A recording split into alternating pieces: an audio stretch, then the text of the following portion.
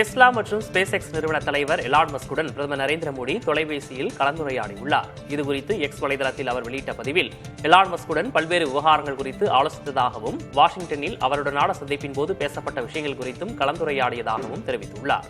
குறிப்பாக தொழில்நுட்பம் மற்றும் புதுமை கண்டுபிடிப்புகள் ஆகியவை குறித்து ஆலோசிக்கப்பட்டதாக குறிப்பிட்ட பிரதமர் மோடி, இந்த துறைகளில் அமெரிக்காவுடனான கூட்டணியை மேம்படுத்துவதில் இந்தியா உறுதியாக இருப்பதாக தெரிவித்துள்ளார். சென்னை சூப்பர் கிங்ஸ் அணியில் தென்னாப்பிரிக்க ஆல்ரவுண்டர் டெவால்ட் பிரேவிஸ் சேர்க்கப்பட்டுள்ளார். காயமடைந்த குர்ஜப்னீத் சிங்கிற்கு பதில் இவர் சேர்க்கப்பட்டுள்ளார். டெவால்ட் பிரேவிஸ் இதற்கு முன் மும்பை இந்தியன்ஸ் அணிக்காக 2022-24 ஆண்டுகளில் விளையாடியுள்ளார். ஜாம்பவான் வீரரான ஆப்ரஹாம் டி வில்லியர்ஸை போலவே விளையாடுவதால் இவரை குட்டி ஏபிடி என்றும் ரசிகர்கள் அழைக்கின்றனர். அடுத்து விளையாடும் அனைத்து லீக் போட்டிகளிலும் வென்றால்தான் காலிறுதிப் போட்டிக்கு முன்னேற முடியும் என்ற இக்கட்டான நிலையில் உள்ள சிஎஸ்கே அணிக்கு டெவால்ட் பிரேவிஸின் வருகை பலம் சேர்க்கும் என்று எதிர்பார்க்கப்படுகிறது. கல்வி நிலையங்களில் மாணவர்களிடம் சாதி ரீதியான பாகுபாடுகளை தடுக்க ரோஹித் வெமுலா பெயரில் ஒரு சட்டத்தை இயற்ற வேண்டும் என கர்நாடக முதல்வருக்கு காங்கிரஸ் மக்களவை குழு தலைவர் ராகுல் காந்தி கடிதம் எழுதியுள்ளார்.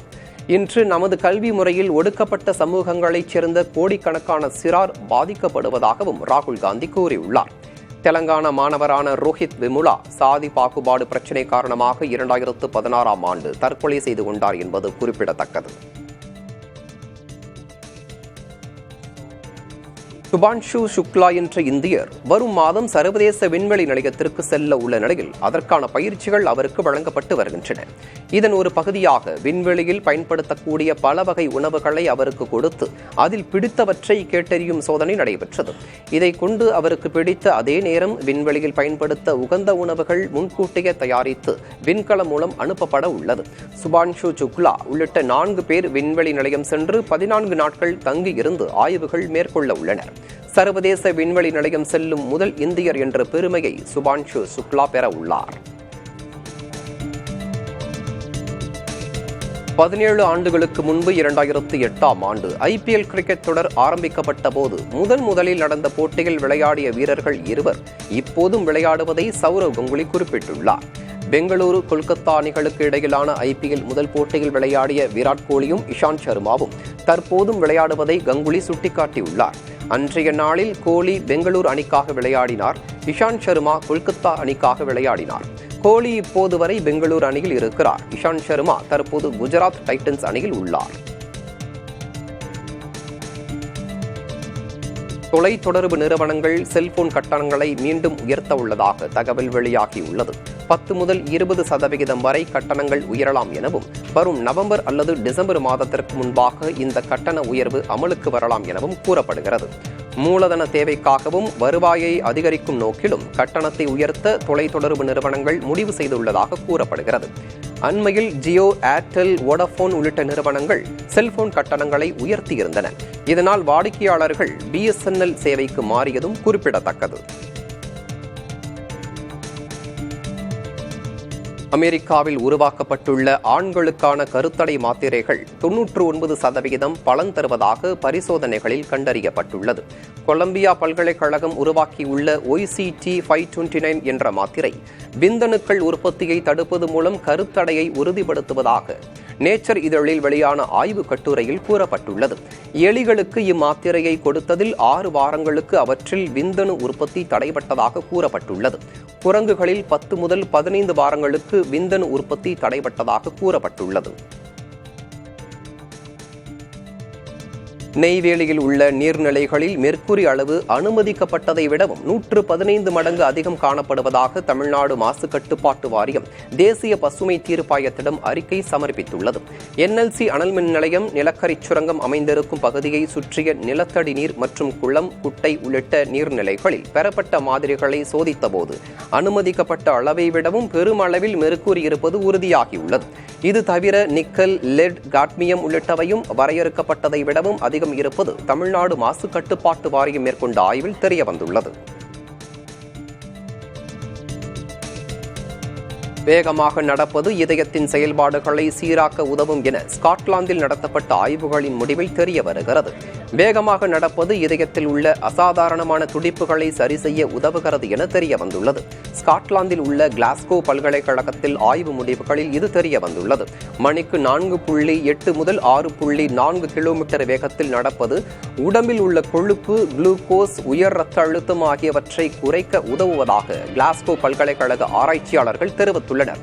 மேலும் உங்கள் உடம்பில் ஏதோ பாரம் இருப்பது போன்ற உணர்வு நீங்கி புத்துணர்வுடன் இருக்க வேகமாக நடந்து செல்லுங்கள் என்கிறது கிளாஸ்கோ பல்கலைக்கழகம்.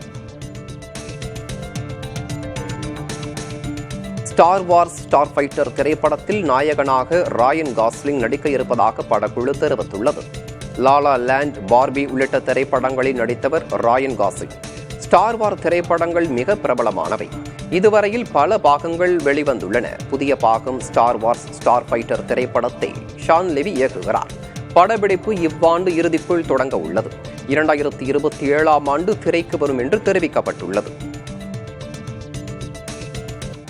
சென்னையில் குழாய் மூலமாக வீடுகளுக்கு இயற்கை எரிவாயு வழங்கும் 48 கோடி ரூபாய் மதிப்பிலான திட்டத்தை செயல்படுத்த தமிழ்நாடு கடற்கரை ஒழுங்குமுறை மேலாண்மை ஆணையம் அனுமதி அளித்துள்ளது. சுற்றுச்சூழலை பாதுகாக்கவும் இறக்குமதி செலவை குறைக்கவும் இயற்கை எரிவாயு பயன்பாட்டை அதிகரிக்க வீடுகளுக்கு குழாய் மூலம் இயற்கை எரிவாயு விநியோகிக்கும் கொள்கைக்கு தமிழ்நாடு அரசு அனுமதி அளித்தது. இதன்படி சென்னை, திருவள்ளூர், நாகை மாவட்டத்தில் உள்ள வீடுகளுக்கு இயற்கை எரிவாயு வழங்கும் திட்டத்தை டோரண்ட் கேஸ் நிறுவனம் செயல்படுத்த உள்ளது. சென்னை மற்றும் புறநகர் பகுதிகளில் வெட்டுவாங்கேணி, நீலாங்கரை, திருவான்மியூர், அடையார், சேப்பாக்கம், பாரிஸ் கார்னர், ராயபுரம், தண்டையார்பேட்டை, திருவொற்றியூர், எண்ணூர், நெட்டுக்குப்பம் ஆகிய இடங்களில் குழாய் அமைக்கும் பணிக்கு கடற்கரை ஒழுங்குமுறை மேலாண்மை ஆணையம் அனுமதி அளித்துள்ளது. இதன் அடிப்படையில் 466 கிலோமீட்டர் நீளத்திற்கு குழாய் அமைக்கப்பட உள்ளது. இதில் 260 கிலோமீட்டர் பகுதிகள் கடலோர பகுதிகள் என்பது குறிப்பிடத்தக்கது. நெல்லை மாவட்டம் பணகுடியில் அனுமதியின்றி மணல் அள்ளியதாக திமுக கவுன்சிலரின் கணவர் உட்பட 3 பேர் மீது வழக்கு பதிவு செய்யப்பட்டுள்ளது. தனிநபருக்கு சொந்தமான இடத்தில் ஜேசிபி இயந்திரம் மூலம் 3 மினி லாரிகளில் மணல் அள்ளப்பட்டதை அடுத்து சம்பவ இடத்திற்கு வந்த காவல்துறையினர் ஓட்டுநர் சிவக்குமாரை கைது செய்தனர். தப்பியோடிய 13வது வார்டு கவுன்சிலரின் கணவர் சுதாகர், மகேஷ் ஆகிய இருவரை காவல்துறையினர் தேடி வருகின்றனர். மணல் அள்ள பயன்படுத்தப்பட்ட வாகனங்கள் பறிமுதல் செய்யப்பட்டன.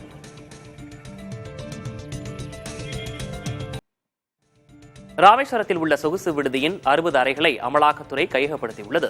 மேற்கு வங்கத்தை மையமாக கொண்டு இயங்கி வந்த 2 வணிக நிறுவனங்கள் அதிக லாபம் தருவதாக கூறி ஏராளமான மக்களிடமிருந்து முதலீடுகளை பெற்று மோசடியில் ஈடுபட்டனர்.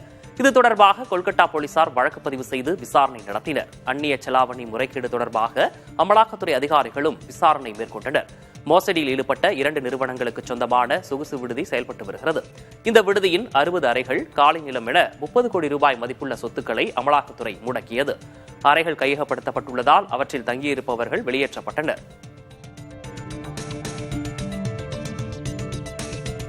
ஆந்திர முன்னாள் முதல்வர் ஜெகன்மோகன் ரெட்டியின் 27 கோடியே 50 லட்சம் ரூபாய் மதிப்புள்ள பங்குகளை அமலாக்கத்துறை முடக்கியுள்ளது. இது தவிர இதே வழக்கில் டிசிபிஎல் நிறுவனத்தின் 377 கோடி ரூபாய் மதிப்புள்ள நிலத்தையும் அமலாக்கத்துறை பறிமுதல் செய்துள்ளது. பாரதி சிமெண்ட் நிறுவனத்தில் டிசிபிஎல் நிறுவனம் செய்த முதலீடுகளில் முறைகேடு நடைபெற்றதாக 14 ஆண்டுகளுக்கு முன் தொடுக்கப்பட்ட வழக்கில் தற்போது அமலாக்கத்துறை நடவடிக்கை எடுத்துள்ளது குறிப்பிடத்தக்கது. இதே விவகாரத்தில் ஜெகன்மோகன் ரெட்டி மீது 12 ஆண்டுகளுக்கு முன் சிபிஐ வழக்கு பதிவு செய்திருந்தது. கொளுத்தும் கோடை வெப்பத்திற்கு நடுவே தமிழகத்தில் சிவகங்கை, ஸ்ரீவைகுண்டம் உள்ளிட்ட பகுதிகளில் கனமழை பெய்தது. தூத்துக்குடி மாவட்டம் செய்துங்கநல்லூர், கருங்குளம், நாட்டார்குளம் உள்ளிட்ட பகுதிகளில் திடீரென கருமேகம் சூழ்ந்து பலத்த மழை பெய்தது. இதன் காரணமாக சாலைகளில் தண்ணீர் பெருக்கெடுத்து ஓடியது.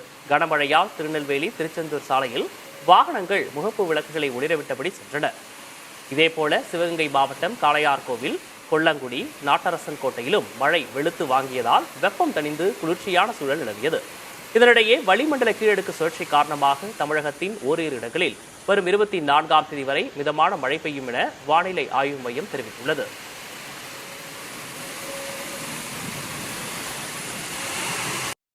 சென்னையில் தங்கம் விலை மீண்டும் புதிய உச்சத்தை எட்டியுள்ளது. வெள்ளி விலையில் மாற்றமில்லை. இன்றைய நிலவரப்படி 22 கேரட் ஆபரண தங்கம் கிராமிற்கு 25 ரூபாய் விலை உயர்ந்து 8,945 ரூபாய்க்கும், ஒரு சவரன் 200 ரூபாய் விலை அதிகரித்து 71,560 ரூபாய்க்கும் விற்பனை செய்யப்படுகிறது. வெள்ளி விலையில் மாற்றமில்லாமல் 1 கிராம் 110 ரூபாய்க்கு விற்பனையாகிறது.